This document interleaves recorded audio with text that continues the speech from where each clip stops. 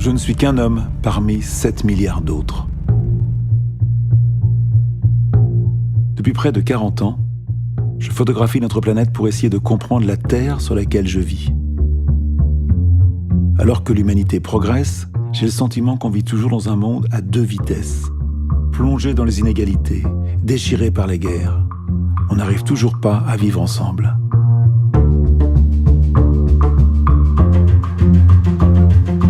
Aujourd'hui, naïvement, comme un enfant pourrait le faire, j'ai envie de poser une question. Pourquoi ? Pourquoi de génération en génération reproduit-on les mêmes erreurs ? Ce n'est pas dans les chiffres et les statistiques que je cherchais une réponse, mais dans l'homme. Pour moi qui photographie la planète, c'est dans les visages, les regards, les paroles, que je vois aujourd'hui une façon forte de plonger dans l'âme des hommes. Un proverbe dit que les yeux sont le miroir de l'âme, je le crois. Car il n'y a rien de plus fort que quelqu'un qui te regarde droit dans les yeux et qui t'ouvre son cœur. Chaque rencontre te fait avancer. Chaque histoire est unique. En me plongeant dans celle des autres, j'avais envie de comprendre. Avons-nous tous la même soif d'amour, de liberté et de reconnaissance ?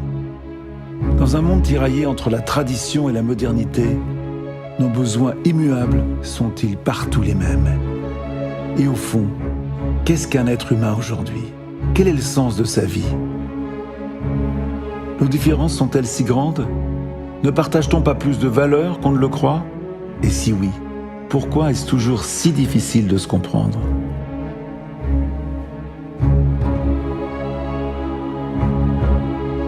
J'avais envie de poser toutes ces questions, de parler de l'humanité. Un pari fou, utopiste. Avec mes équipes, nous l'avons pris avec beaucoup d'humilité. Pendant 2 ans, nous avons parcouru 65 pays, filmé la nature et les espaces que l'homme a créés, fait plus de 2000 interviews pour aller à la rencontre des autres. Ceux dont on parle et surtout ceux dont on ne parle jamais, ceux qui pour la première fois racontaient leur vie. J'ai voulu extraire les hommes de leur environnement, ne garder que les visages et la parole. Imaginez un film où la force des mots résonne sur la beauté du monde. Proposer un voyage à travers des paysages, mais surtout à travers des histoires humaines. Dans Human, il n'y a pas de commentaires. J'ai laissé la parole brute, pure. En mettant au cœur du film les mots de l'humanité, la pauvreté, la guerre, l'immigration, l'homophobie. J'ai fait des choix engagés, politiques. Mais les hommes m'ont aussi parlé de tout, de leur difficulté de grandir comme de l'amour ou du bonheur.